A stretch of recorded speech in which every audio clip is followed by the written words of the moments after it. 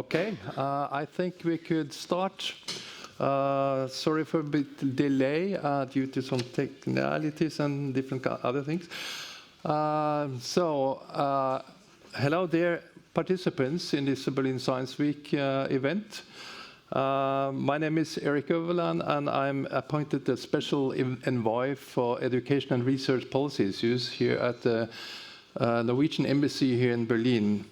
And it's my honor to wish you all welcome to this, Felleshus is called in Norwegian. It's a Gemeinschaftshaus for the Nordic embassies here, and this is the auditorium.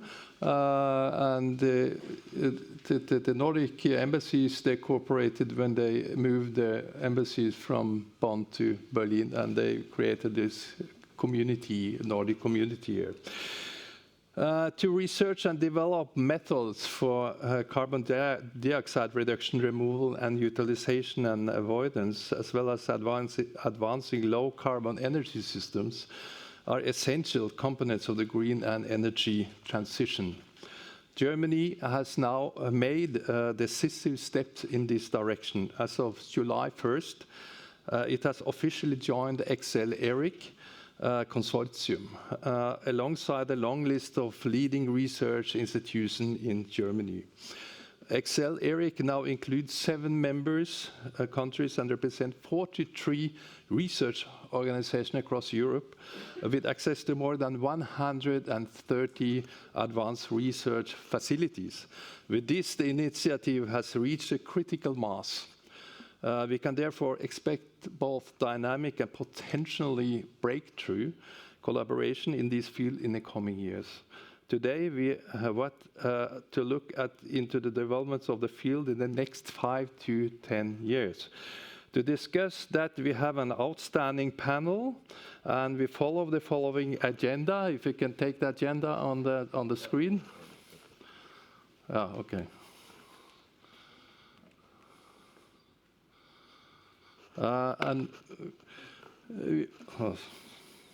Okay. We have a presentation 14:15 and a panel discussion 15:15, and then a wrap and closing. And at 4 o'clock, we invite you all for a empfang and a reception, and we have some nice things to eat and to drink with you. So you're all welcome to do that. Before we start with the presentation, I would like to invite my co-organizer, the director of Excel, Klaus Mosbacher, to the stage. Yeah. Klaus, please, the floor is yours. Thank you very much, Erik, for the warm welcome and the introduction. It's a pleasure to be here and to co-organize this event. This is actually our second event. Yeah, last year at the Berlin Science Week, we had this event also in regards of hydrogen. Now today it's CCUS. And first of all, we are very happy to include now Germany as a member at Excel-ERIC with relevant research institutes and universities. You see here that's the Geological Forschungszentrum in Potsdam. We have the Karlsruhe Institute for Technology, Jülich Forschungszentrum, Ruhr University Bochum, Technische Universität Darmstadt, University Stuttgart, and then also 2 industry stakeholders, RWE Power and Everlands, formerly MAN. And more are coming. Yeah, so it's Fraunhofer Umsicht will join us, and Duisburg Essen University, and also DLR. So, but what is Excel-ERIC? Very first, ERIC stands for European Research Infrastructure Consortium. It's actually a EU initiative from 2009 to form ERICs to actually accelerate research and innovation. So Excel-ERIC covering the part of carbon capture, transport, utilization, storage, and also now carbon dioxide removal, and also geothermal, and also low carbon energy feedstock. I will come back later on that.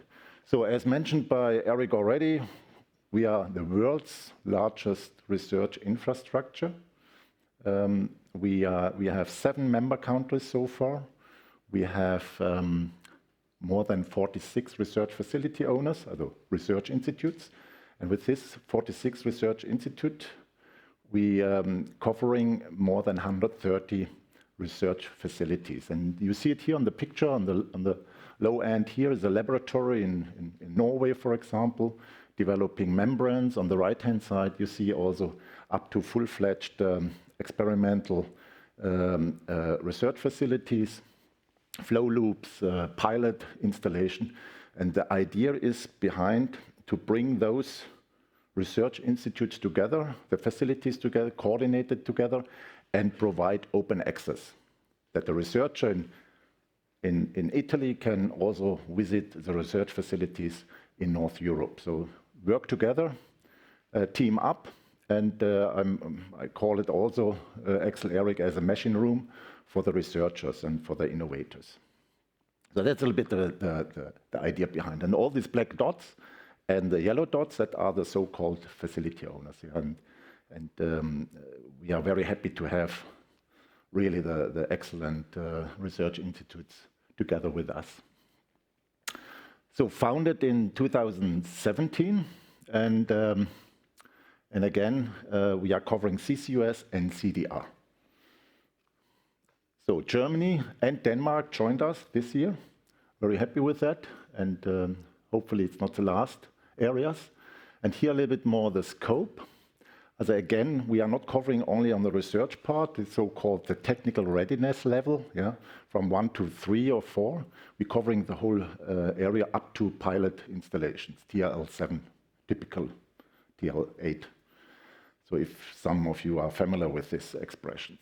And we call it also the one-stop shopping for researchers, to have a look at our database where all the research facilities are in detail described. And we have all the common objective. CCS, CDR is an upcoming subject to decarbonize the industry. And it's always mainly about reduced costs, asset integrity, and safe operation to fulfill the objective that we can scale up this subject. And from the areas, just to give you a little bit of idea, it's mainly 8 areas. So carbon capture, also the catching of the CO2. You have direct air capture, where you remove the CO2 from the atmosphere. You have biogenic, where you are not take CO2 from a fossil emission, you take it from a biogenic emission. And then you have the permanent storage, where you put the CO2 under the ground, or you have subsurface feedstock, where you store H2, but also CO2 as a feedstock. And utilization, so you need also carbon to produce products like e-fuel, plastic, bricks, and geothermal in the portfolio. And last but not least, very important, infrastructure, big discussions in Germany now, with transport and intermediate storage. That gives you a little bit of idea. We are not covering only academia and research, we are covering also industry. And we don't want to stop to expand. Here a little bit appetizer. We have here 8 more areas we are in dialogue, and these are the strategic areas which we would like to involve, because it's very important in the research and innovation part. We need to work together and bring this subject in forerun and reach net zero. Thank you very much.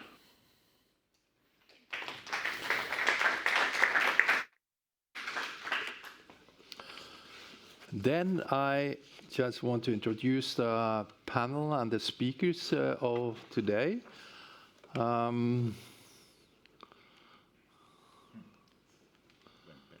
Okay. Is that? Can you go back? Okay. Okay. Well, never mind. We have, unfortunately, Professor Dwingo Saas is got ill, so he is not able to come.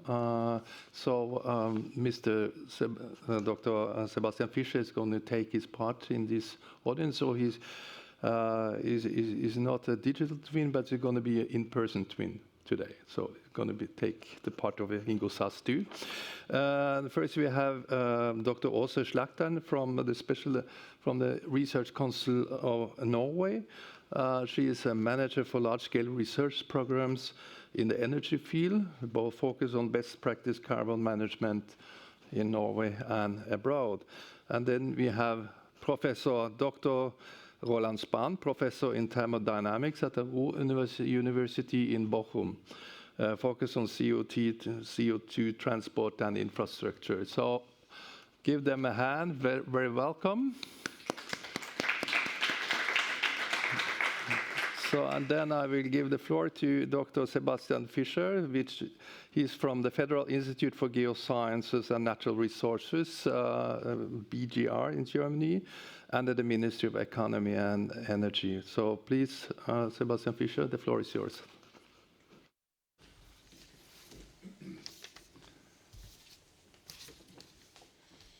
So I can move to my slides, right? Yeah. Thanks for the introduction and thanks for the invitation to speak here to you today. Welcome to the session. My name is Sebastian Fischer. I'm, as just mentioned, working at BGR, which is the Geological Survey of Germany, basically. I'm a geologist by training and working in CCS business since more than 15 years. So today I'll just, with this talk, I'm here on behalf of the Federal Ministry for Economic Affairs and Energy in terms of giving you an update on the legal aspects, on the legal framework on CCUS in Germany, some political considerations in general, and some next steps. So just to sort of set the scene, I'm going to start with an overall background to this whole process, why we need CCS, why CCS is important, at least for some parts of industry. According to the Federal Climate Protection Act in Germany, we have to achieve net zero greenhouse gas emissions by 45. And even after 2050, negative greenhouse gas emissions have to be achieved. These goals are even stricter compared to the European Union, which aims to reach net zero greenhouse gas emissions by 2050. And if we take a look at this graph, which is from the UBA, the environmental agency in Germany, can I use the pointer? Yes.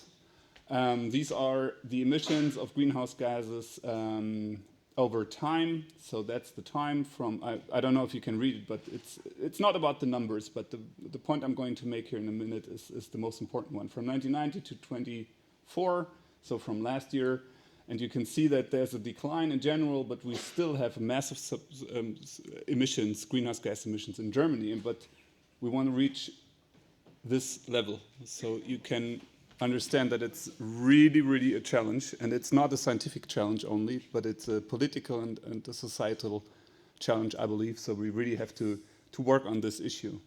And I think CCS is one part of it.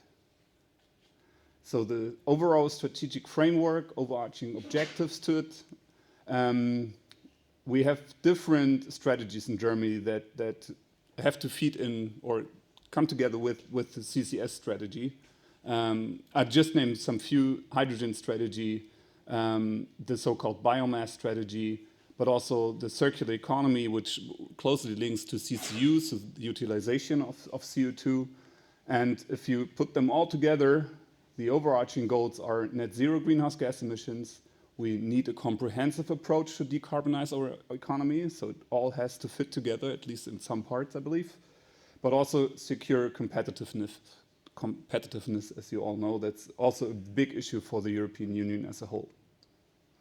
And this process actually started quite a bit over the last, let's say, 3 years. So under the last legislation, the process started with a draft amendment to the German CCS law and the draft to the so-called carbon management strategy. But the new coalition agreement also affirms the importance of CCS and CCU for Germany. So that's a quote here.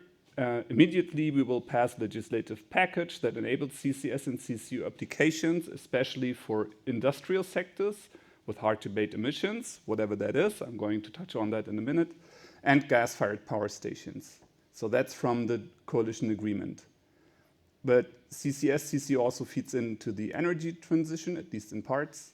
So CCS and CCU should complement the accelerated expansion of renewable energies or energy and energy efficient production as a vital element to reach our climate goals. So that's the overall framing to reach the climate targets. CO2 storage in Germany, which is one of the most discussed issues, I believe, not only in Germany, but I guess in general when we talk about CCS. So that's from the coalition agreement again. We will allow offshore CO2 storage within the German exclusive economic zone of the North Sea, as well as onshore, where geological suitable and accepted. And I think especially the last point is very, very important, right? Can we accept that as a society? Can we accept that in certain municipalities? And so that's something we have to discuss. But also one key element to CCS, CCU, which is a value chain from the emission part, transport part, storage part, or utilization part, we certainly have to develop infrastructure to have CO2 transported. And for the construction of CCS, CCU facilities and pipelines, we will determine the so-called overriding public interest. Überragendes öffentliches Interesse in German. I'm not so sure if that actually exists in other countries, but that's something we want to, or that's sort of in the draft amendment to the German CCS law, in order to accelerate the building and permitting processes for infrastructure in general. So the amendment of the German CO2 Storage Act is of highest priority, as I just mentioned. Just some points which are really in the legal draft amendment. Can I just move up here? Can you still understand me? Okay, so I can see my notes as well. But if you can understand me, I'm fine with just talking. Okay. We are recording, so it's better. Oh, okay.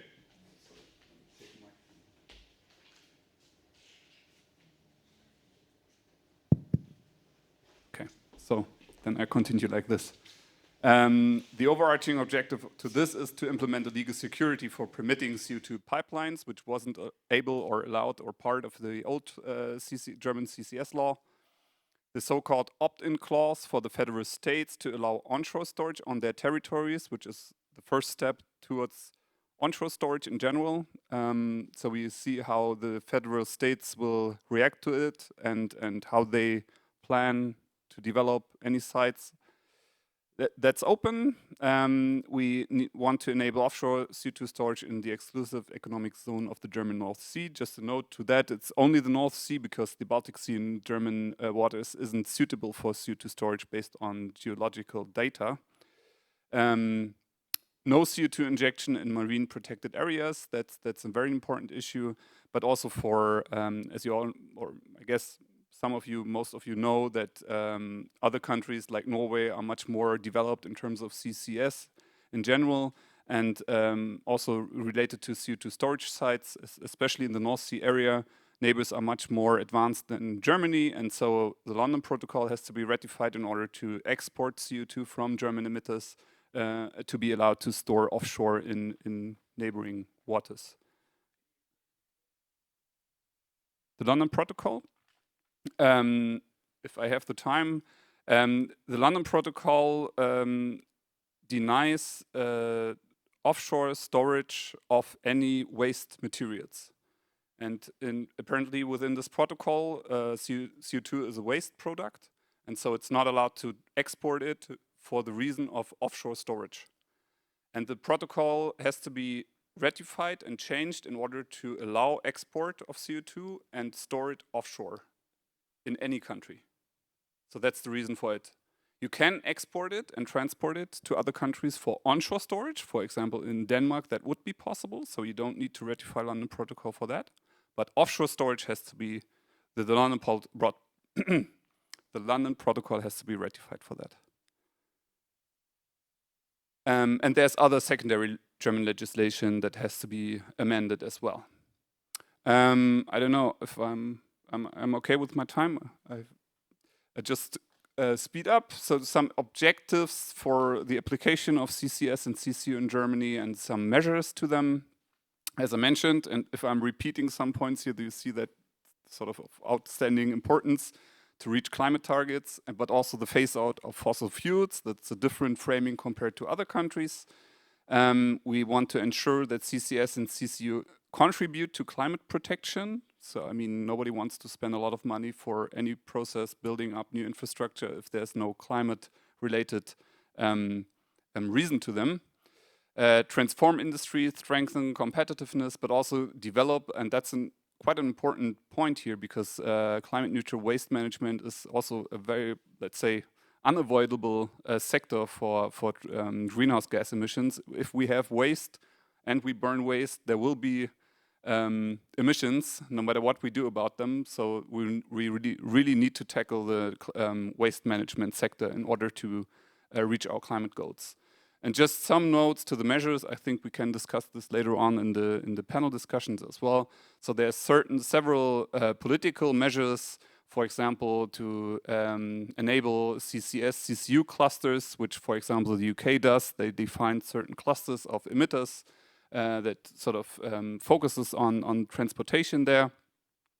We certainly need committees and working groups. I know that this is something very familiar for political processes that are highly discussed, but just before we started this session, I also discussed with the other panelists, CCS, CCU is a really, really complex issue. So we need expertise there and from different points of view, and to get this ramped up and running, it's really hard to decide from any kind of single ministry, for example. So we need committees, I guess.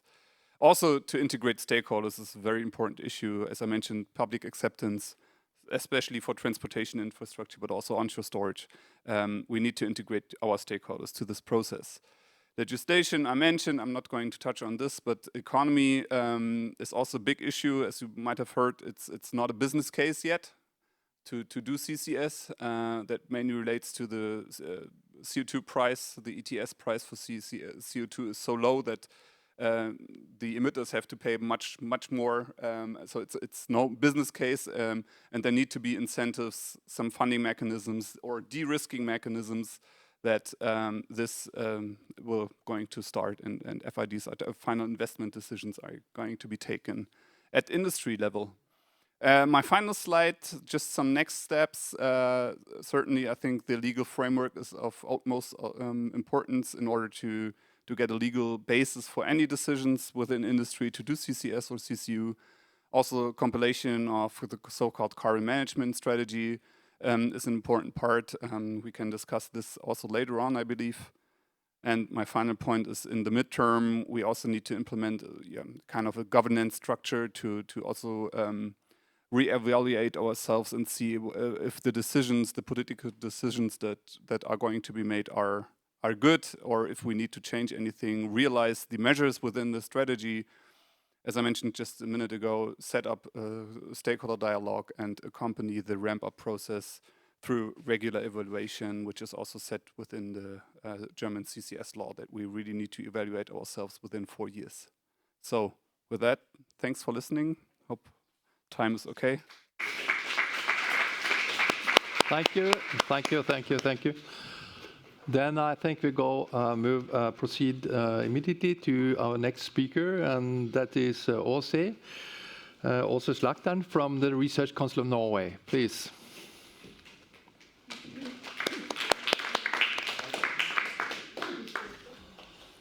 Thank you for the introduction.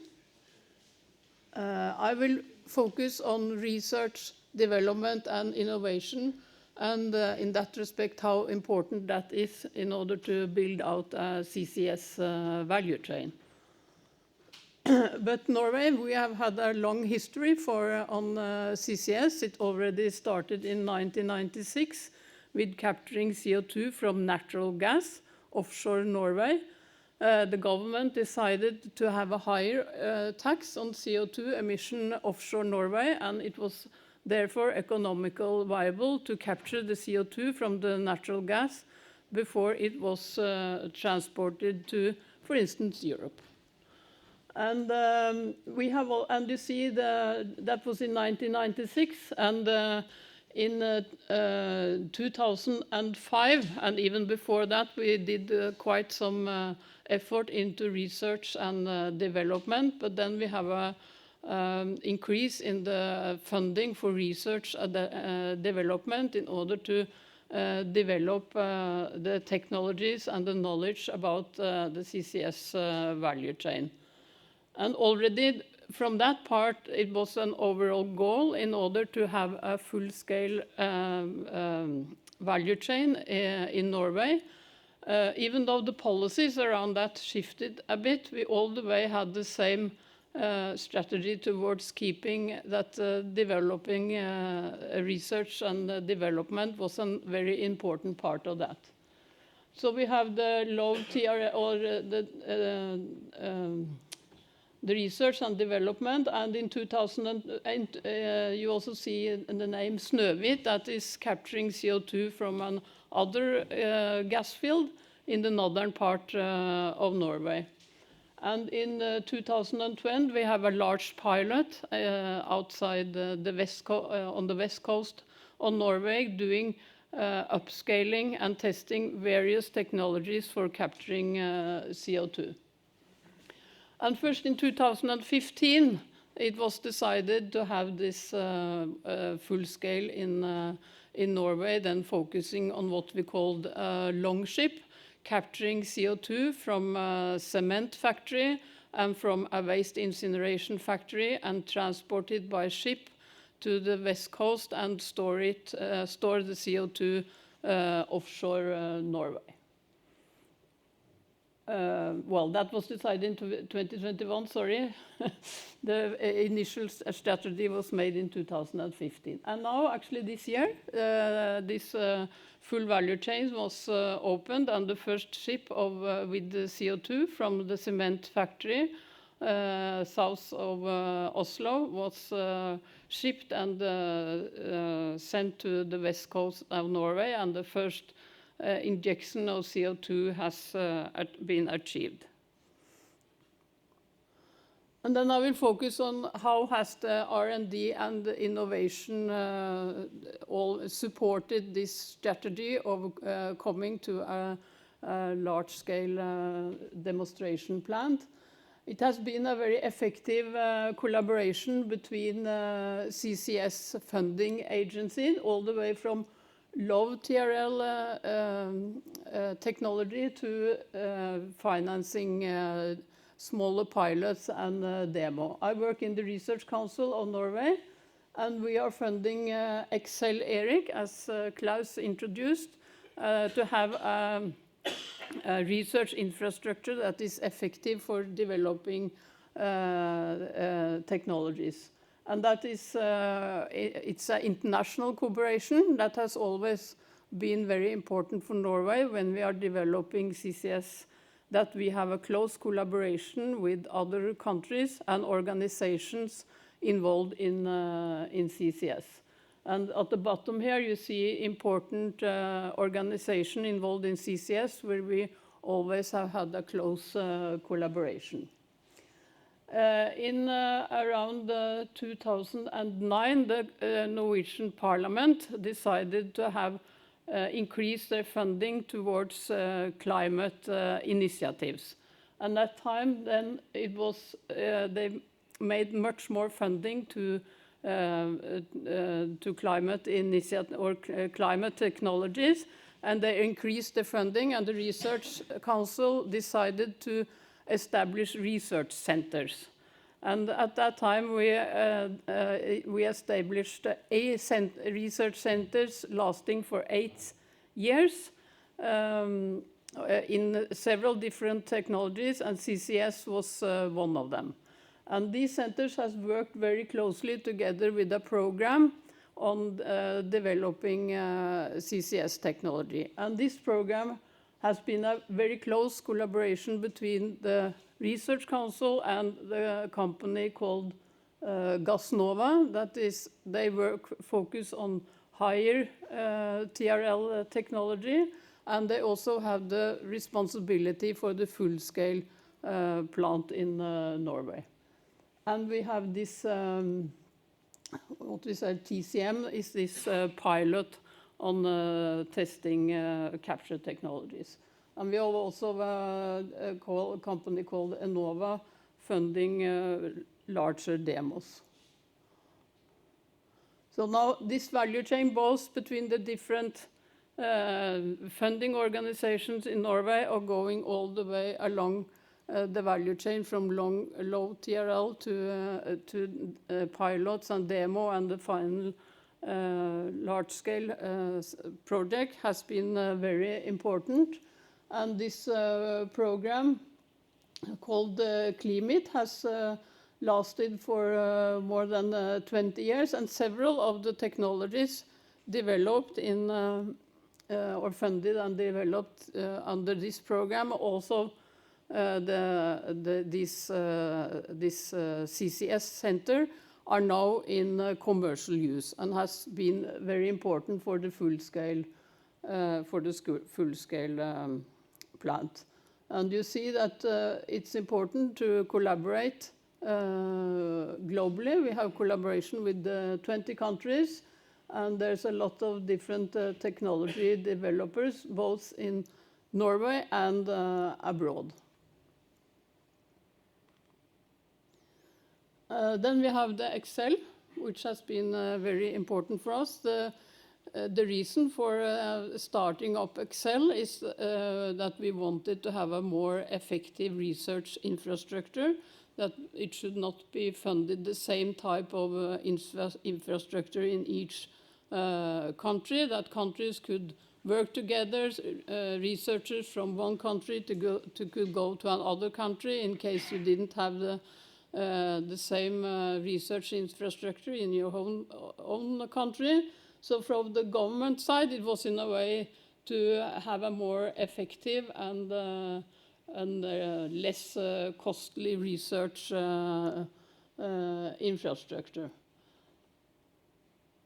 I wanted to say one for me, and then it's a folder.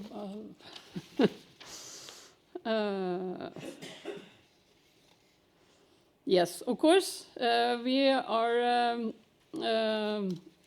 another important aspect with the research infrastructure is that the groups working in this infrastructure are working closely and can together apply for Horizon 2020 or Horizon Europe projects. So they make very good teams in order to apply for a project both in their own country and also in Horizon Europe.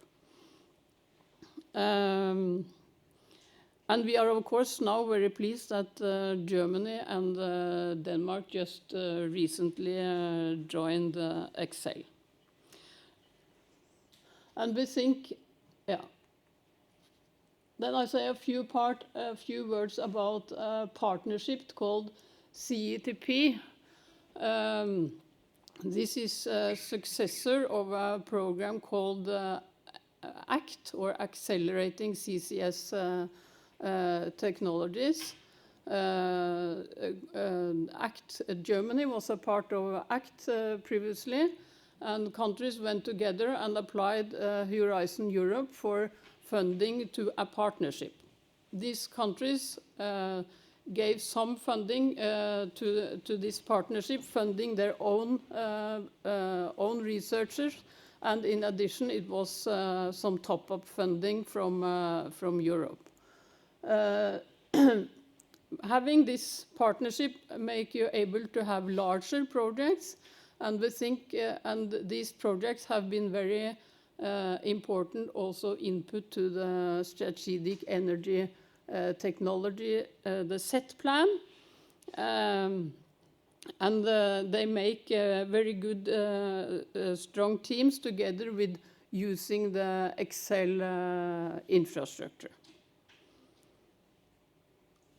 And then from the Norway side, about 25% of our national funding we put into this partnership, because we think collaborating with other international partners is very important. Currently, Germany is not.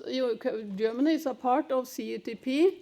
CETP contain not only CCS but other initiatives as well. And currently, Germany is not a part or are not funding the CCS subject. But they are very welcome also to join the CCS topic. This is just one project example from, it's called PRE-ACT. It was a collaboration between several European partners, among them Germany was a German actor was part of this project. And this is a storage pilot outside Oslo, where they did some the ground is very similar to what you can do offshore Norway, the same type of underground. And it has been very important for industry partners for their strategy towards offshore CO2 storage. I have to... Then just, I will just show you this picture. It's the Technology Center Mongstad, where they have the pilot on solvent capture technology with a capacity of 75,000 ton CO2 per year. And it has been very important for both a Norwegian technology provider, and it has been very close collaboration with the US and several technology providers from both US and other countries has come to Technology Center Mongstad to test out their technology in the way of upscaling it in order to be able to provide their technology commercially. And having several technology providers is important in order to bring the cost of CO2 capture down. There are also sites here for emerging technologies, and people can come with small pilots and test it because there are easy access to the infrastructure with regard to different type of gases and so on. So I think this will be my last slide. Just some takeaways from what we have done. Now we have the Longship, where it captures CO2 from the Heidelberg cement factory south of Oslo and store it outside the west coast of Norway. And there are plans for adding more CO2 volumes. And we hear both from the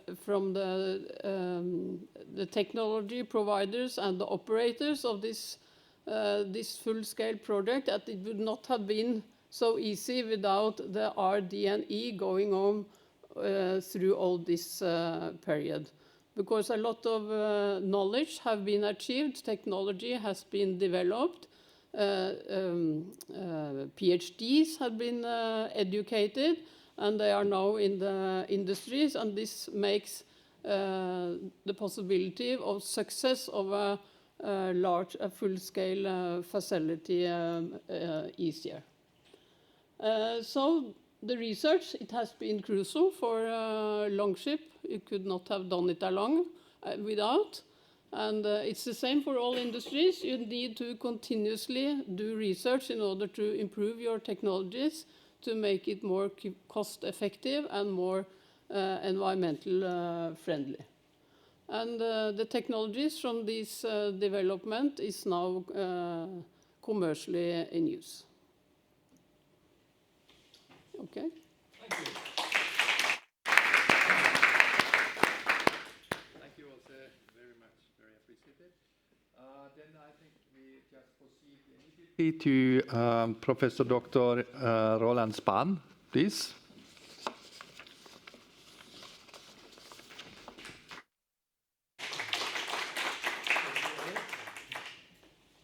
This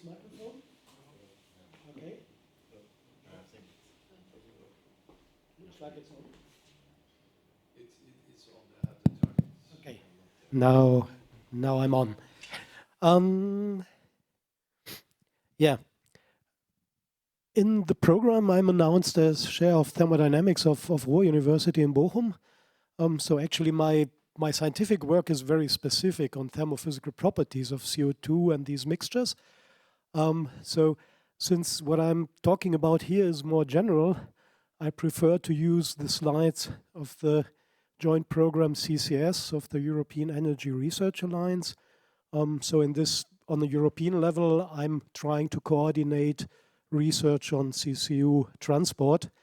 And that's mainly the background from what this presentation today is.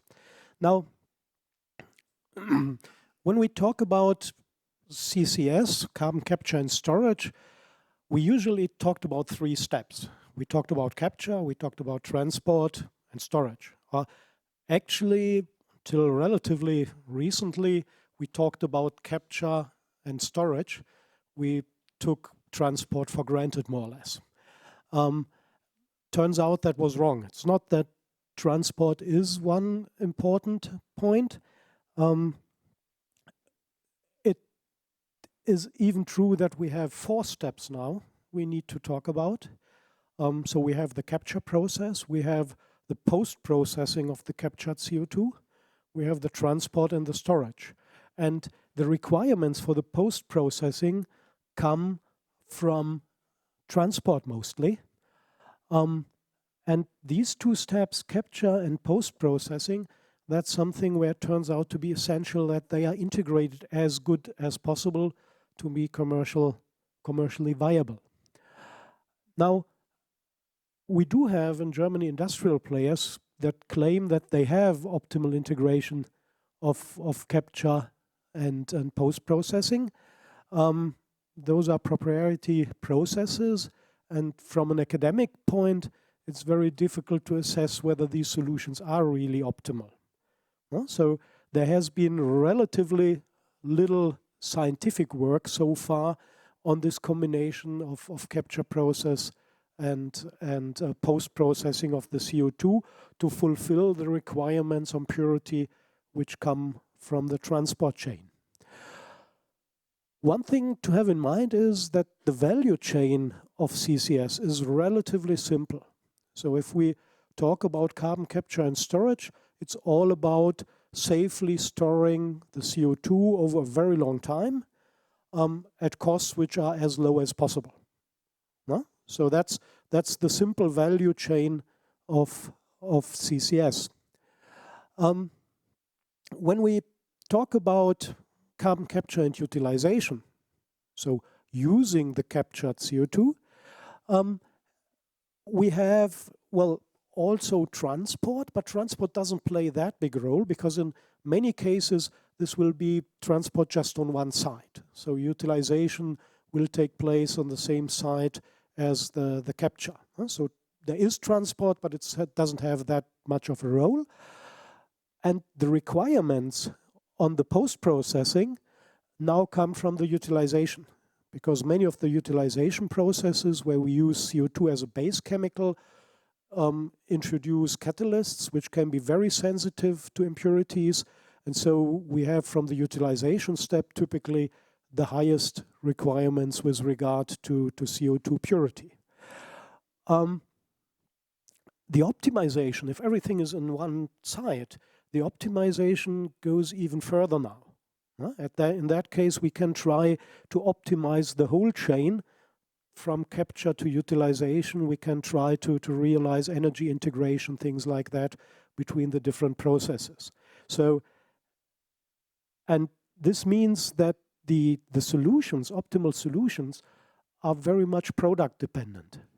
Because this step here depends on the product you want to develop, you want to use the CO2 for.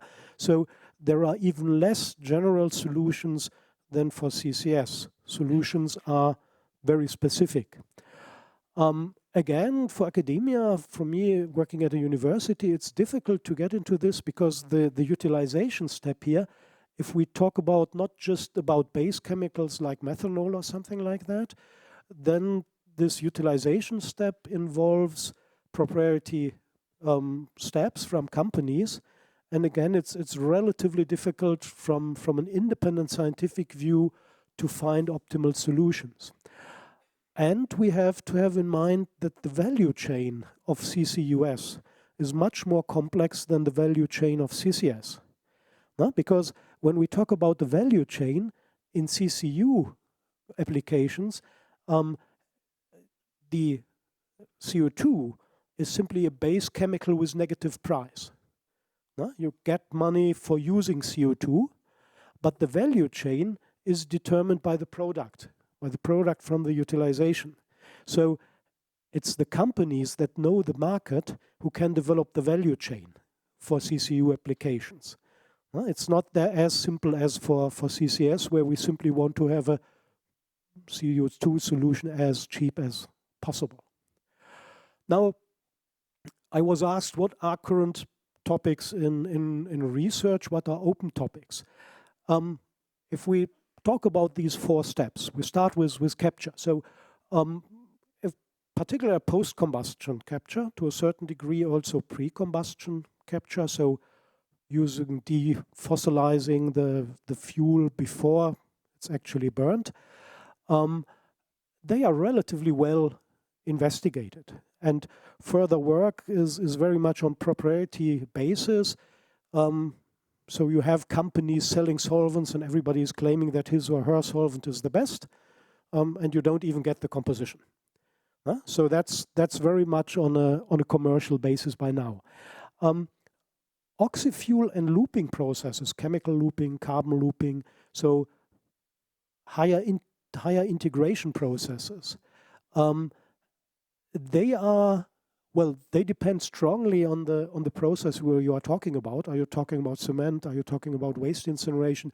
So there, the field is much broader, and the integration of the processes still raises a number of academic questions. Doesn't mean that we aren't able to build such a plant, but finding the optimal solution is something where there still is methodology, scientific work required. When we talk about this kind of processes, the scope becomes broader. So that's not only about CCS, about capturing and storing CO2, it's then also about high temperature process engineering. You need to understand the cement process, the process how cement is burned, to optimize an oxy-fuel process for a cement plant. So the scope becomes broader. When we talk about post-processing, you can say the processes are in principle available. So we can easily produce CO2 at food grade quality. The only question is, can we pay it? And the optimization in combination with the capture process, so finding optimal solutions, economically optimal solutions for the necessary high purity, that's something where there's still a lot to do also from a scientific point. For transport, we currently have a very strong discussion regarding impurities, acid-forming impurities. So you can discuss about everything, but you don't want to have sulfuric acid in your pipeline. So corrosion rates would be so high that that's not debatable. And that's something where we currently have a lot of research going on to find impurity levels which are economically viable, but at the same time, of course, safe for transport in pipeline and tank. There are research projects on their way for that, and I hope that we will relatively soon have optimal, or well, we do have answers today, but I hope that we will soon have answers which are economically more attractive. What is an interesting point is the dynamic operation of this, what we call multimodal CO2 transport system. So it's easy to have a pipeline from one source to one sink. No? One process, industrial process, which continuously produces CO2, and that's just transported to one storage site. what we will see is a system where we feed in CO2 non-continuously. And we may also have non-continuous uptake if we have the last step by transport by ship to the storage site. And operating this dynamic system with CO2 is something that still raises a number of questions. Again, it's not that it's not possible, but optimizing the system, minimizing the interim storage requirements we have, all these commercially very relevant questions, that's something where there's still a lot of room for improvement. Storage is something Ingo Sass was supposed to talk about that. Sebastian will take over that part. Just briefly from my side, I'm not a storage expert actually. What I heard is that evaluation of the potential storage sites, monitoring, those are things that are addressed. It's not that everybody is, that there is not room for improvement, but in principle that's addressed. And for the first CCS projects, we have sufficient storage capacity available, Norway, Denmark, UK, Netherlands. If we want to achieve the predicted ramp up of CCS, then we may see shortages of storage capacity in the early 2030s. And that's the message today. We need to accelerate the qualification of storage sites to avoid such a shortfall at some point in the early 2030s. Onshore storage is a cheaper option for storage. I'm not sure whether it's politically smart to address it right now. But that's certainly a discussion that will come. And then utilization, not really core competence, but what we cover from academic side is the processes leading to base chemical. So it's methanol, ethanol, whatever these base chemicals that can be produced from CO2. There is work going on. A lot is about robustness of catalysts, availability of catalysts, things like that. It becomes, or we have more open questions when it comes to products which are higher on the value chain, more valuable products. Then you have a multitude of possible processes, partly again including proprietary knowledge. So that's definitely something where there's more open. And then there's something we have to have in mind. I talked about CCS and CCU now, but that's not the point a manager starts with. So if you are in your company, if you are responsible for decarbonizing your product, you don't start with which is the best way for CCS or CCU. You start at the more fundamental step. So the first question is my footprint mainly process intrinsic, my CO2 footprint? If it's not, if the CO2 just comes from the energy you consume, from the heat you need to run your process, you are in a completely different situation, like a cement plant where the CO2 comes from the process itself. In this case, if it's not process intrinsic, the first question is there enough green power available? I can use a heat pump, or I can use direct electric heating instead of fossil fuels. Is hydrogen available? Can I use hydrogen for energy purposes? And only if both questions are no, then I can ask, well, can I think about using natural gas with CCS? So CCS is kind of the last line of defense in that case. You would prefer other solutions. If the CO2 that's produced is process intrinsic, you should still ask yourself other questions. So you should ask, can I use alternative production routes? Do I have production routes available which do not produce CO2 or emit CO2? Can I recycle on a higher level? Can I come to a closed carbon cycle? Again, there are many cases where this will not be possible, and then you are at the point that you ask yourself, which capture technology do I use, like in cement, like in lime, wherever, and then you can go through all these specific questions. The problem I see is that at least in Germany, we do not have centers established which can answer this whole chain of questions at one single site. Norway has done that with the FNEs, with NCCS, with GigaCCS. Pretty much such structures have been established. In Germany, if the knowledge is available, it's very, very distributed. Eric is pushing me. I'm too slow. Okay, sorry. So that's the message essentially I have from the scientific side. We need to develop structures where colleagues from industry have one point to talk to and get answers for this whole portfolio of questions. Thank you, Roland. Thank you very much. The last speaker is, the physical twin of Sebastian Fischer. So please join this. And after Sebastian's intervention, I allow 2 questions from the audience before we start the panel. Please. Okay. Can I use this microphone again? It's on? Okay. I'm Ingo now. No, so again, I'm going to talk about CO2 storage now.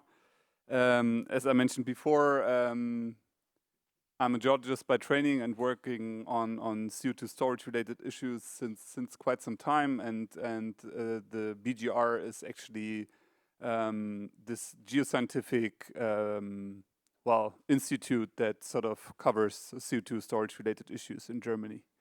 So I'll touch on some options, capacities, and potential conflicts of use related to CCS or CO2 storage in general. So just to put you into the scene, sorry, it says Speicheroptionen, that means storage options for CO2 in Germany. There's mainly 2 options that are relevant. The first is saline aquifers, so it's saltwater filled groundwater bodies, and depleted gas and oil reservoirs, so they are just shown here on the schematic view. There's no potential storage options in deep unminable coal beds, and also there's no potential for mafic or ultramafic rocks like basalts, which are quite heavily discussed in academia and other parts of the world, but not in Germany. So oil reservoirs in general are relatively small in Germany, and they therefore have only limited storage capacities. So therefore, in first instance, at least, the focus is on depleted gas fields and saline aquifers. Just to give you an impression about the availability of data and knowledge in Germany, so just just some impressions on that. So the database, the main source of data from the underground is seismic data or wells that are drilled in order to retrieve segments, rocks from depth. And you can see here that shows you the lines are 2D seismic surveys, and the areas here that are covering 3D seismic areas. So that's actually the availability of deep data from mainly northern Germany and some parts like the Molasse Basin and the Oberrheingraben. If you go to the exploration wells or deep wells in general, we have about 28,000 deep wells in Germany, spread all over the area, but you can clearly see some focus areas. That's the North German Basin, where most of the hydrocarbons are produced in Germany. Some offshore. So that's the basis for identifying and characterizing the underground. Obviously, there's also some reports or maps that you can use. Just to give you an impression on the availability of data from the North Sea sector in Germany, you can see again that that's the sector here. So that's basically the so-called Entenschnabel, which is the most northeastern part of the German waters. You can see, again, the lines and the 3D servers, but what's quite striking, especially when we're going to go to the next slide, is that there's just a few of these points which are the deep wells in offshore waters. And to have a comparison to what's actually available in other countries, I just wanted to show you this map, which is the North Sea area. Here's the UK, there's Norway and Sweden, Denmark, and German waters. Again, the German exclusive economic zone. And just by comparison, I mean, there's about 17,000 deep wells in the North Sea area, but only as few as some 90 deep wells in the German North Sea area. So it's really a lack of data that we are facing in order to characterize the underground. And that might also be a reason why other countries are much more advanced in terms of offshore CO2 storage. But we're on our way. I used to work at the German Research Center before I joined BGR. So I actually was more or less a colleague of Ingo Sass. So I thought I'd just show you a picture from the Ketzin site, which is the only German onshore storage site for CO2 so far. And about the monitoring, because as also Roland said before, the overall objective is to capture the CO2, but absolutely to store it safely and permanently. And in order to verify if that's safely stored over long terms, we need to monitor these sites. So that's the monitoring of a CO2 storage site. And just to get you an impression about what's actually available and why monitoring is important, but also feasible, I just want to show you this slide. So there's this storage site monitoring is conducted based on actually the legal requirements. So there's a legal framing to it. There are very, very many monitoring methods and technologies available, both for onshore sites, but also for offshore sites. The specific methods and measurements themselves will have to be determined in site-specific monitoring plans. So there's no solution that fits all, but it's individual site explorations and characterizations that will feed into a final monitoring plan. The monitoring has to start prior to injection and to continue for some time after site closure. And that is, the reason for this is that we need baseline measurements in order to characterize if the CO2, which is a natural occurring gas or molecule, and there's CO2 everywhere, but you need to characterize if the CO2 is from your injection or from the storage part, or if it's a natural occurring CO2. So that's why we need baseline measurements. And obviously, in the long term, in the long run, we have to prove safe long-term containment. And yeah, just an impression here, that's the Ketzin site, a sketch from 2016, but it shows you the different monitoring techniques from the surface, from depth within the wells, between the wells. There's seismic surveys that sort of send signals into the ground that return. There's geophones on the surface levels that sort of finally characterize the subsurface. And yeah, this is the injection well, and sort of the monitoring is due to characterizing the movement of CO2, the plume migration within the subsurface, which you simply cannot see, right? I mean, you need some techniques to make it visible.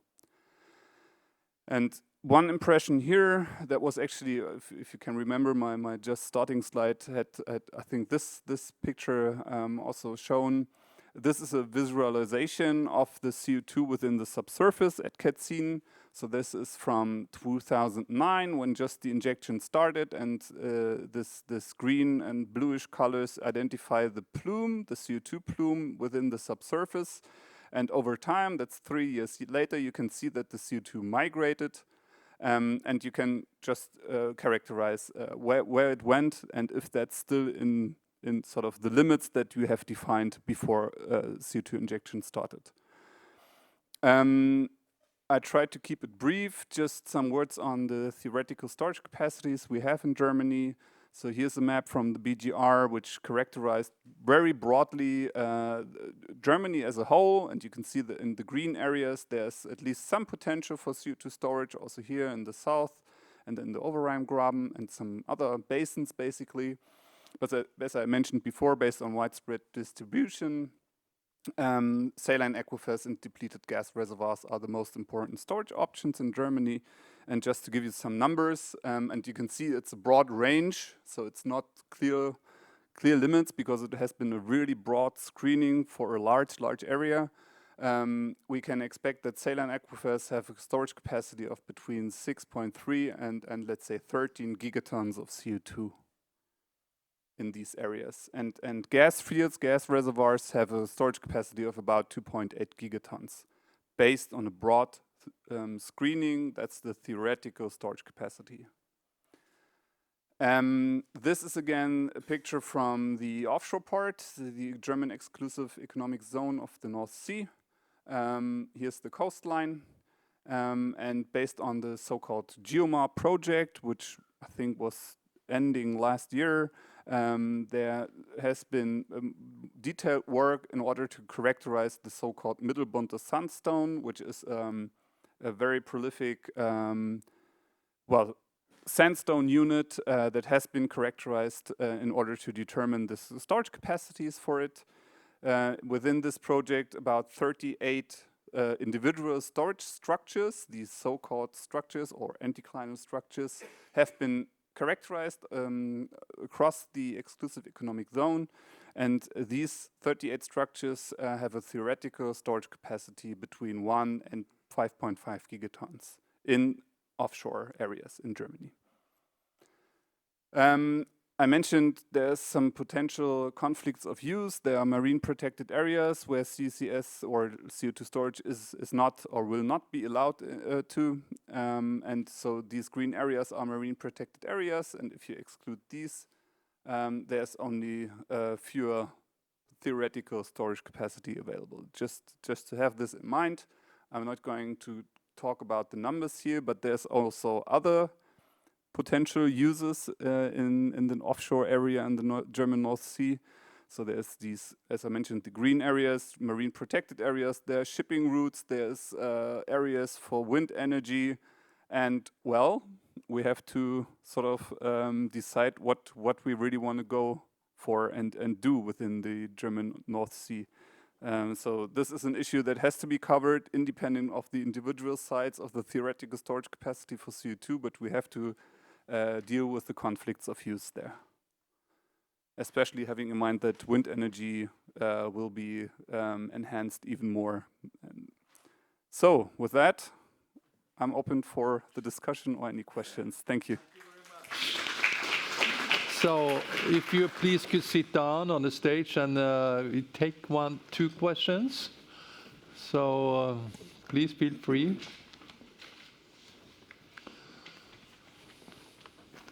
Okay, then, yeah. The last speaker was talking about the gigatons of storage necessary. How close is that to what you would need just for Germany? Meaning, in other words, is that anywhere near what you would hope for if we get to 2045 and we're supposed to get net zero? Where is that enough? We have to go to other countries. Well, it's a complex answer to that. It's not so easy. In first instance, I would say in theory, we have enough storage capacity available to start. But that also depends on the definition of what's hard to abate and which industries, which sectors are allowed to capture CO2 in first instance. So if that's strictly defined in terms of, for example, cement, lime, and waste incineration, this theoretical storage capacity would be enough for, let's say, centuries or at least decades. But it has to be defined, and also I mentioned it's a theoretical storage potential. If individual sites can be developed and will be permitted, a storage license will be permitted for that individual site is open. Each site has to be identified individually, and so there's no broad saying that nobody can tell you how many sites will be developed, and how much capacity will be available at the end. So my take would be, for the start, there will be enough storage capacity available in Germany, but we need to export CO2 as well. So it should be both. And also, I mean, there is some time, it takes several years to develop a site, also to develop transport infrastructure. We speak about 7 to 10 years. So even if we start today, yeah, sorry. Okay, thank you. Okay, One question. I'll have one more question. Yeah, please. You were first. Oh, sorry. Yeah, maybe a question to Dr. Span. So, regarding Maybe can take. Ah, yeah. Okay. Oops. Laurent Kramer from Innovation Norway. Maybe a question to Dr. Spalm regarding your decision matrix. You were saying if you can have renewable electricity or hydrogen, you should use that in first rank. And then if you don't have, maybe you have to go to carbon capture or this kind of solution, which means that in your head, you consider that the carbon capture will still remain the worst case and really remain in the back. But I was wondering technically and commercially how you see that. Because today when you mention hydrogen, you are maybe not, we talk about green hydrogen. And today it's quite expensive. There is no really market for that. And I would assume that there could be in the near future a kind of competition between the green hydrogen and carbon capture. So I was wondering how you see that. Well, it doesn't matter what I think. So the point is what will be the economics, the most economic way. And when you have alternative production routes, when you can recycle on a let's say higher value level, then this will likely more economical than burning down to CO2 and recovering from CO2 in a CCU process. And also for heat supply, if you have sufficient green electricity available, a heat pump will be more attractive than some process with CCS. It will be an economic decision in the end. And from my end, I did not say green hydrogen necessarily. So I'm convinced that to start up a hydrogen system fast enough, we will at least as a bridging technology, in my view, we will need blue hydrogen, which then in an indirect way includes CCS. But there's no doubt that it will be an economic decision in the end. Wunderbar. Thank you. So then we move on to proceed to the panel discussion.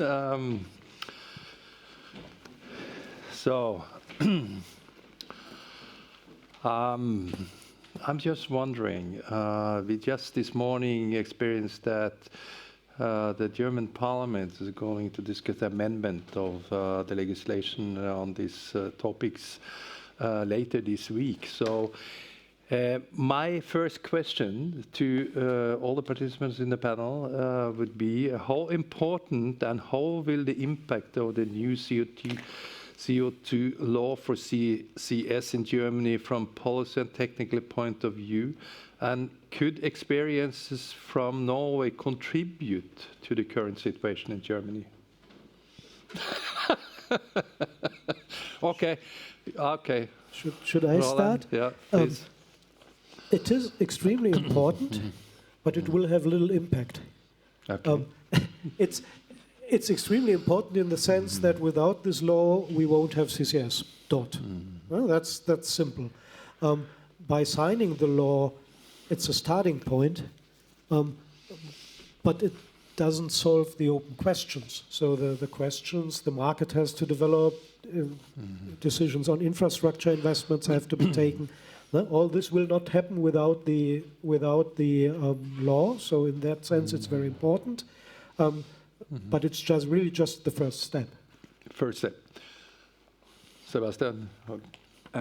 Yeah, for me, it's actually the same. I mean, without the legal security, it will be the industry that's going to capture CO2, that's going to build the infrastructure, not politics or not a ministry. So they have to get the legal security to go for these decisions, to take final investment decisions for projects. But obviously, that's the starting point, as Roland just said. I mean, there's there is no business case actually available now in any country around the world for CCS due to the very low price of CO2. So we need to de-risk, we need to support based on, for example, funding mechanisms, but that's something we have to discuss in Germany. But that's something where we can look into our neighboring countries where the whole process has been not only discussed, but enhanced much more compared to Germany. And so that's the things we need to learn from. That from is others. where Norway could contribute. I mean, also, please. Yes, of course, I agree with the two gentlemen here. And in the respect that Norway can contribute, in general, we have always been very, we would like to be open and have a close international collaboration. And CCS is a very challenging area. And without knowledge sharing and discussing, I think each nation will make much more effort than they need. So I think both on the policy side, but also on technical and business side, it's important to discuss with each other. And then each country has to decide what is the final solution for their country. And I must say that just to remind that this, it's a matter of cost of the CO2 emission and on this capturing CO2 from the natural gas, which is of course much easier than capturing it from industry. But that's actually a commercial case in Norway. But then of course we produce natural gas. But if I just may add, you have to keep in mind, and I think my very first slide just showed it. By law, industry is supposed to be climate neutral by 45 in Germany. But these industries are not, they simply, at the moment at least, they cannot decarbonize, at least based on CCS. So, and that's the limits they have. And if there's no business case, well, what will they decide for? Most likely not producing in Germany anymore. And that's something policy has to take care of. And they are actually well aware of that. So they really need to get this going. Yeah, I think it's a good kickoff to the next question, especially to you, Sebastian. On behalf as a policymaker, right, or in a policy direction. If we look on Norway, right, it's quite advanced, right? The forerunner have already implemented a full CO2 value chain, injected the first CO2 already a couple of months ago. In neighbor country in Germany, Netherlands, with the Portus project, they are under construction. Denmark is doing a lot, right? They want to inject also onshore, even onshore in a 3 to 4 years time. So how you would describe the German government or Germany in regards of the commitment to CCS, CCU? Well, at least it changed quite a bit over the last few years. I mean, like 10 years ago, I was working in a research project together with Roland, and he can well say the same words. Actually, the political support was very, very limited in Germany, but the whole framing was also different. When it was framed related to coal, capturing CO2 at coal-fired power stations, that was something that we didn't succeed at the end. So, but that completely changed, and that's the main reason why there is some acceptance and political acceptance at least, and political will to do something about it, to get CCS ramped up, because we have these industries, cement, lime, what also Roland said earlier, it's a process emission. It's independent of energy or whatever energy you're using. You have this process and CO2 emissions are related to them. No matter what you do, you can optimize it to a certain extent, but at the end of the day, you will have CO2 emissions. Waste incineration, you're burning waste, you have emissions no matter what you do. And I mean, I guess that's something we can all agree on. We will have waste in the future. So what to do about it? And CCS is one part of it to get climate neutral, but that's something that as I mentioned, changed over the last few years, and that has been realized on the highest political levels, and that's why the support is there, and that actually starts or is still increasing, but it's just a starting point to a long process. Roland and also Sebastian, on the technical side, I mean, we have learned in your slides already the technical challenges, right? But anyway, could you, also on behalf of the geological expertise, Sebastian, and you from the transport side, if you look on the complete CO2 value chain, right? Tell us in a nutshell, what are the, let me say, the top 5 challenges we have to tackle to get CCS, CCU running in Germany?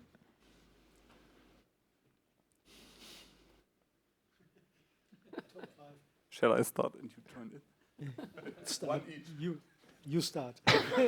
Well, as you mentioned them, as we are talking about the value chain and without legal requirements, that's on top of it, CO2 specification, because that's so important in terms of economic feasibility of projects and complex issue. This is something that we really have to tackle. And what Roland mentioned, they are working on it, but that's number 1. Now you tell me the number 2. And the CO2 specification in regards of impurities, what are the How limits? pure right? has a CO2 stream be in order to be transported or stored anywhere? And it's Okay. no, it's And Roland, number 2 is, I would say, coming up with consistent scenarios. So we know that we have to start up a system, and we have the hen and egg problem. So people in industry say we want to go for CCS, but we don't have a pipeline. Pipeline operators say we would build a pipeline if we have safe customers, if we have storage contracts, how to store. So where do we start? And I think what's very important for the next few years, maybe 1 year, I don't know, is to draw a consistent picture of where do we want to go. And then it will be important that there's a political will to invest into the infrastructure, because without the transport infrastructure, the whole system won't fly. If we look at, last one from Sebastian. We thought 5, but okay. Just to add on it, sorry, but that might be the reason why we need a strategy, right? A carbon management strategy or whatever you want to call it. But in order to define these measures, where do we go for storage? How can we de-risk transportation? What will be the economic framework for emitters? Will they be supported? Will they be supported in terms of public acceptance, for example? I mean, that's all the measures that need to be identified, and then we can have goals in terms of how much storage or capture volumes will be there annually, and how can we transport and store them, and where. I mean, also if we decide, or any federal state would decide on onshore storage, for example, that completely changes the amounts or the volumes that need to be transported, for example, through the Delta Rhine corridor, or, you know. It's a complex issue, and there needs to be some framing to it, because other than that, and coordination. Somebody needs to coordinate it. To follow up on that, also, if we look to Norway, what were the success factors in Norway to establish kind of a roadmap or even to realize a value chain on CCS in Norway? Well, I think, of course, you have to have as you say, the policy that put CCS on the top and say that this is an important solutions for reducing the CO2 emissions. And then you have to have, from a research point of view, of course, I always see the value of having parallel strategies and investment in research at the same time, because you really need the competence for building up such a chain, not only Of course, it's not sufficient with only business and engineering. You also need some fundamental knowledge in order to see where the challenges is. And you mentioned one of the challenges with CCS. It's costly, of course. So, and I don't know how to solve the challenge that industries could start to build up in other countries. But in a way, like in the cement industry, you produce a product that is more environmentally friendly. And in a way, you have to find business models and seek for customers that would like to have this special type of cement, and I think actually that authorities can be in the forefront when they start building up buildings, that they have requirements on the CO2 footprint on new buildings and roads and so on. That will be important in developing the whole chain. Interesting. Maybe a question to Sebastian in regards of storage. So we have seen on your slides that on the offshore side we have kind of limitation on the German areas, right? In North Germany on the offshore, onshore it looks not too bad. Yeah, we have a high quantity. However, we know societal acceptance is the one important subject, yeah, that you get the acceptance from outside. In case we are not able to store any CO2 in Germany, is it possible to store everything outside? Is Norway willing to take all from us, or Netherlands? What do you think? You ask me. Well,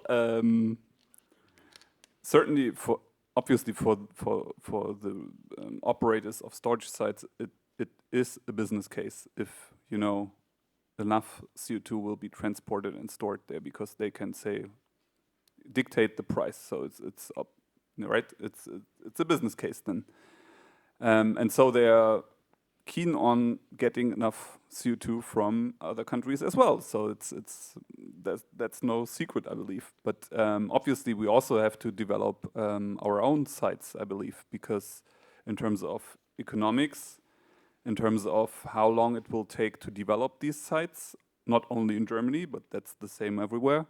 It takes some years. And so, yeah, I believe based on acceptance issues, it's also a question if you know, if you're going to Denmark or Norway, most likely, or France or any other country, and ask them, do you like to store the CO2 from Germany? Might be a different issue then in terms of acceptance. Not from the political level or from an economic level, but for the people there might be a different issue. And so it might also be the same in Germany. I mean, if there's a cement plant somewhere and you can tell the people that live there, well, if we want to keep this cement plant, there's actually only one solution to store CO2 somewhere close, because otherwise the cement plant will be closed. I guess at least you have a different fundamental basis for a discussion compared to any site anywhere where they go and say, well, we're going to build a CO2 pipeline here, where they don't see the emitter and they don't see the storage site, but there's just to be built, you know, just a CO2 storage pipeline has to be, a CO2 pipeline will be built. Will also be a different issue.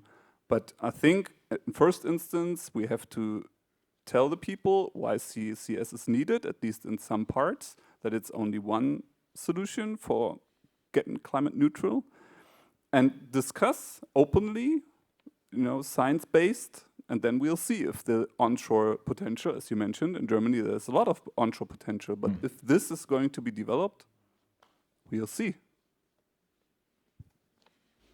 With regard to public perception, I think it's very essential that we always make clear that it's not an either-or discussion.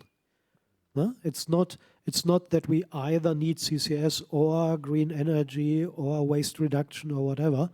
No? So we need to do everything. If we want to achieve climate neutrality or almost climate neutrality. Whether we will really reach zero is an open question. But if we want to come very close to zero by 2045, we need to do everything. There is no silver bullet, what you mean. Right. So we need to reduce the amount of waste, but there will still be waste. And therefore we need CCS for waste incineration and so on. And that's very important to get this message to the public, because otherwise we will have problems with the perception. Yeah, I have a question to all the participants in the panel, and that is, you see that these current developments also could mean a lot of possible industrial cooperation between Germany and Norway. On that background, you also have to think research policy. And what could be the most important priorities regarding to scientific cooperation and research between Germany and Norway on behalf of those current developments? I know it's a big take, a big question, but I'm curious. Åse, please. Well, if it's just if you mentioned research and development, of course, Norway is a part of this CETP program, and there's a topic there dealing with CCS. I think that's if Germany, they are very welcome to join that topic as well. I think if they would like to do that, that could, in a very easy way, be possible to have a closer collaboration between Norway and German researchers. In general, we are in pretty close contact with our neighboring countries, especially Norway, Denmark, and the Netherlands, in terms of discussing how to approach the ramping up, how to approach the questions of economy. But from the scientific point of view, and that's highly appreciated, by the way, because we are absolutely behind schedule, and we are really learning a lot from our friends. So highly appreciated. And I think, for example, the monitoring of CO2 storage sites would be something that we really look into now, because how to make it efficient and to the point, also from an economic perspective at the end of the day, is something I see that we need to develop on, which also other countries need to develop. Norway has the first sites that are monitored, but also other countries like Portos in the Netherlands that is just under construction. They are also facing the same problems, and if we see it from, let's say, from a broader European perspective, also developing a transport network, how this is going to be financed. This is the issues that we need to solve, and there's also a lot of, and Roland will most likely chip in there, as he's more a researcher than I am today, at least, that we need to focus on developing this value chain, also based on scientific issues. Yeah, I can't even say which are the topics where we should cooperate most urgently. We should simply cooperate along the whole value chain, and Norway is a very important partner at that point, but we should cooperate all over Europe. We do that. So there are strong European projects in this area, but we should even enforce that. And there's one important point, even on the very, very highest political level in Germany. You hear comments like, what can we do? We are so small if nobody else is doing something. Like, that's disgusting. What I see is a worldwide dynamic with regard to CCS, with regard to green energy. There are countries I didn't even know that they have research on CCS, which suddenly come up with million tons a year projects, which install giant capacities of solar energy. It's not that we are leading the field, we are falling behind. We need to really we need to cooperate in Europe if we don't want to lose that field too.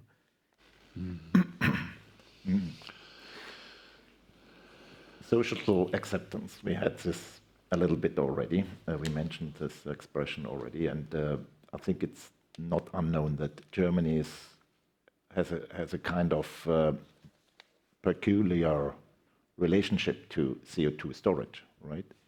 And so we have seen that also the former government with a green minister changed their mind. They promoted then CO2 storage.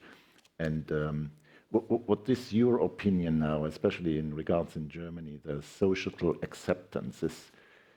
Could be that a showbreaker for CCS, CCU? Absolutely. But that I guess at the end of the day depends on the individual projects, on the individual sites. But from a broader political, societal view, I believe that there is at least some acceptance to it. But we need to explain why we need CCS. We need these, these events to tell the people that it's not an idea of a single politician or a single party or a single industry. We need to be honest on the costs. We need to be honest on the risks. But we also need to be honest, I believe, on the discussions with society in terms of that the technology isn't new. There's robust monitoring techniques. There's no, robust engineering to it, and it really depends on the individual sites. But from a broader perspective, I'd say that there's a good basis for it. I would like to mention that we have two centers focusing on social science and humanities. It's not specifically related to CCS, but in general to the energy transition, because energy transition means a lot in different ways for people. And actually, one of the challenges is to say public acceptance, because in a way then you already have the project and you have decided what to do and you have to persuade the public. It's a way of how to develop projects that you have to include people all the way from the beginning of the development, and talk with them like the issues that you mentioned. So I think to include the people all the way from the beginning will be important. I think Denmark is doing a good job in that. Yes. With their onshore exploration license. They involve the people, the communes, pretty much. Yeah. Roland? Yeah.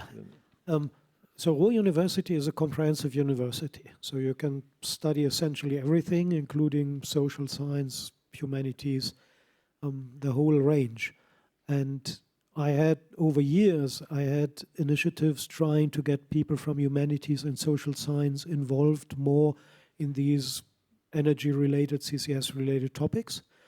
In part, that succeeded. But still in these communities, the response in Germany is relatively limited, which is also due to the funding schemes we have. If you are in humanities, if you are in linguistics, and you come up with a topic which is about relations between perception and use of language, something like that, it's difficult to get funding by the DFG, by the German Science Foundation. So that's a point where funding mechanisms could help to get more engagement also of these areas, which we definitely need. So it's by far not only a technical problem. Absolutely. If I just may add one point, most often the questions that are raised related to CCS are why do we need it, why it's so expensive, and there's the risks to it, and the risks mostly relate to CO2 storage, I believe. At least that's when I'm at these events and talk to different people. And my feeling is that the reason behind it is that it's hard to understand what's 1,000 meters below your feet, because, as I mentioned also in the slides, you simply cannot see what's happening. You know, you can go to a cement plant and see a capture unit or a pilot, or most people might have seen, you know, a pipeline, or at least have an idea on how a pipeline looks like. But how does a CO2 storage site look like, and what processes occur there? And you cannot take them there. No. You simply cannot show them. And well, I'm a geologist. I hope at least that I have understood what's going to happen there. And but you know, you have to convince the people. And for my feeling, just touching on the point offshore or onshore, which again relates to the cost issue, 1,000 meters below ground, it's a well-identified, characterized site. It's simply not important if there's, you know, 30 or 50 meters of salt water on top, or if there is, you know, a crop field or anything else on top. If the site is characterized and the permitting authority, the competent authority says you are allowed to run this site, for my feeling, it's not important if it's offshore or onshore.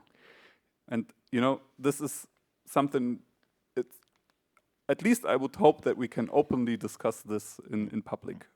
Also in Denmark, they have this abbreviation, NIMBY, not in my backyard. Yeah. So that is a little bit the issue also in regards of offshore, onshore. However, just to add one question here, if you look a transport pipeline or a storage in the backyard, which one would be would have a pipeline also an issue like the storage as for public acceptance or licensing? The problem with the pipeline is that we have enormous difficulties in our society to establish new technologies, which of course always introduce a risk. Each technology has a risk. It can be extremely small, and the risk of a pipeline is extremely small. But we have large reluctance of people to that. So a natural gas pipeline is definitely more dangerous than a CO2 pipeline. So natural gas can explode, but we got used to it. We ride cars with fuel, with petrol. It's causing cancer, it burns, so nobody would be able to invent a car with a fuel engine nowadays, with all the risk going along with this fuel. But we are used to it. And that's the problem when we start up this process now. I neither see a risk in a pipeline nor in the storage site, not beyond any level we accept at other points.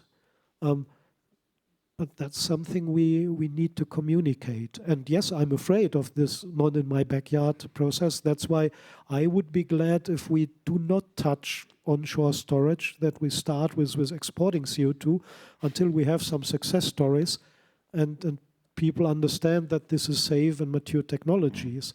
But on the other hand, Sebastian, of course, is right. Cost for onshore storage will be much lower. And from an economic side, it makes sense to also explore that now as soon as possible. Not sure whether there's the right balance. And we should not forget we store at the moment every year 15 billion cubic meter natural gas underground, right? Right. Yeah. The biggest... And nobody is thinking about that. As far as I know, it's abandoned by now, but for a long time, the biggest 10%. natural gas storage of Germany was right under Berlin. Yeah. No? So... We have a few minutes left, so I would suggest that we open the floor to the audience. If there are some burning questions and some very intriguing challenges. Yes. Yeah. Please, lady in the middle.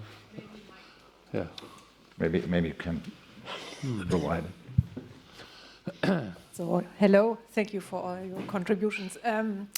I have a question to the very first step in the chain, the carbon capture. Is it by definition only addressed to freshly produced on-site carbon dioxide? No, it's No? not. Okay, then will be my question, where are we in 5 to 10 years with the removal or the capture from carbon dioxide in the atmosphere, because the duration of this climate sensitive compounds is very high, higher than even methane. So are there any technologies even to capture not only freshly produced waste we were talking about the whole time, but also already stored carbon in the atmosphere? CDR technologies, carbon direct removal from the atmosphere, these technologies are investigated worldwide. They are important in the sense that we will need them in the end. So we will never come to zero carbon emissions over the whole chain. That's unrealistic. So in the end, when we really approach net zero, we will need carbon direct reduction, and we may also need to become negative because we are now overstretching our budget. We are simply emitting too much CO2 at the moment, so we need to remove that CO2 from the atmosphere again. However, they are by far more energy intensive than CO2 capture from point sources, where you have higher concentrations. And therefore, in my view, we should really start with the point sources, where it's energetically, cost-wise, more attractive than CDR. CDR is the step we need in the end. We also need CDR if we do not use fossil CO2 anymore or fossil carbon anymore. We will need CDR simply to supply chemical industry with carbon. So we will need it, but maybe not right now, and then maybe not in Germany because it's so energy intensive and the atmosphere is everywhere. Then it makes sense to have CDR there where renewable energy is cheaper than in Germany. Exactly, because we talk about a global budget in the atmosphere. Maybe just to add, I mean, CDR, you have at least 15 different technological pathways, right? And then even afforestation is also a pathway, plant trees, right? That is also removal. So, but from the industrial point of view is, of course, DACs, direct air capture, where you have big ventilation and pull the air through the solvent and the bags, the biogenic. However, it's like Roland said, it's still a lot to do also on the research side to reduce the costs. And it's more maybe an energy problem and an energy management problem, yeah. And therefore, people thinking also about the renewables, when you have overcapacity, where you get actually the electricity for 0 cents, that you use that for direct air capture. Yeah. But I think that is the system approach, right? Other questions? Yeah, behind. Thank you. Thank you for your presentations. My question is about aviation, because it's one of the most contaminant areas. If we capture CO2 and combine it with green hydrogen, we can produce sustainable aviation fuels. And Germany or Europe integrate CCUS planning with future aviation fuel production hubs, or it's not part of the plan? Who would like to answer?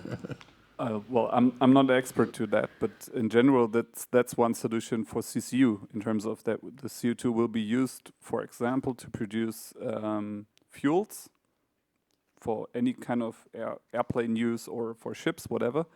But there's no, as far as I know, no clear strategy to it in terms of how this should be scaled. And you have to remember that this fuels will be burned again, and so CO2 will be emitted again. So it's not climate neutral, or so. So sustainable aviation fuels are only sustainable if the CO2 comes from direct air capture.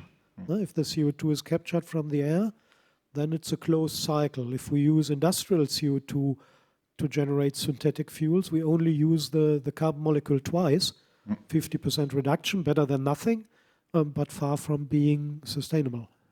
50%. Well, if you simply capture the CO2 once and reuse it in a fuel, then you have burned it twice, but in the end it ends up in the atmosphere.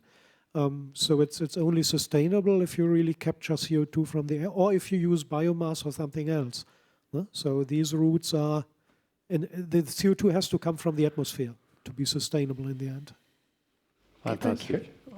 Other questions? More an add-on. Okay. Thank you. There is a startup in Frankfurt that focuses on basically renewable fuels for air travel. I can't remember the name at the moment, I'll have to look it up again, but they got a lot of funding and they seem to combine a lot of different technical processes. But that's something I heard at a conference like 2 years ago. It's kind of buried in the back of my mind. I'll do some research. Thank you. Any other questions? No? Thank you. I think we are ready. I think we are the running wrap-up. out of time, but I have one question left. And that's almost the same question that was anticipated here. And that is the following, and that's for all you on the board, so you can wrap up answering that question. And what would you expect for the future in Germany in 5 to 10 years? What role will CCUS play in Germany? That's an interesting question. That's an easy question. Yeah. Well, I appeal to your futurists, to our crystal competences. balls. Yes. Yeah. let me see. Yeah. Well, I believe that the CCS law will be passing the parliament and will enter into force end of this year, beginning of next year. So that's the basis to the developments. But then you're right, it's quite an open question in terms of, at least related to the storage part. Will there be applications for CO2 storage offshore? We don't know. I'm optimistic. I believe there will be one or two, but we'll see. For the capturing part and the transport part, it's also quite open, but I believe there's quite some emitters, some cement plants, lime producers that have quite decent and detailed plans in their pockets in order to start once the legal framework is there. There's other issues that need to be solved there, obviously, like funding and so on. But anyways, they are ready to go. So I see that there will be a market developing. The scale is really depending on the transport part, I believe, and how this is going to be regulated based on the federal level. Roland? Yeah, I think industry is ready to go. Industry is also ready to develop a pipeline system. So planning is going on. So whether we have a pipeline system in 5 years is debatable, but maybe in 10 years, I'm relatively optimistic that we have connections along the Rhine corridor to the large chemical sites. So things will develop along that, and also to the cement and lime plants in that area. The investment in the transport infrastructure is one of the challenges we have to deal with. We'll see. And I'm relatively convinced that we will first see CO2 export rather than storage in Germany. So it will start with CO2 export. But you need transport for it as well. That's true. But I'm optimistic that transport will develop faster than storage. And then I will give the last word to also to answer the question as a Norwegian to look forward on behalf of Germany. So please. Of course, it's difficult for me to say what the decisions and in Germany, but of course in Norway we have worked with storage of CO2 for many years, and we have during the and in combination with the R&D program worked a lot on maturing CO2 storage fields on the Norwegian continental shelf. So there are new operators ready to store CO2 there. So if Germany wants to export their CO2, I'm sure that Norway are ready to discuss with you. I think Fantastic. Fantastic. And It was a good big work. applause to the panel and for you participants. And we're happy to invite you to some beverages and some small things to eat up just outside the auditorium up here. So please, you're all welcome.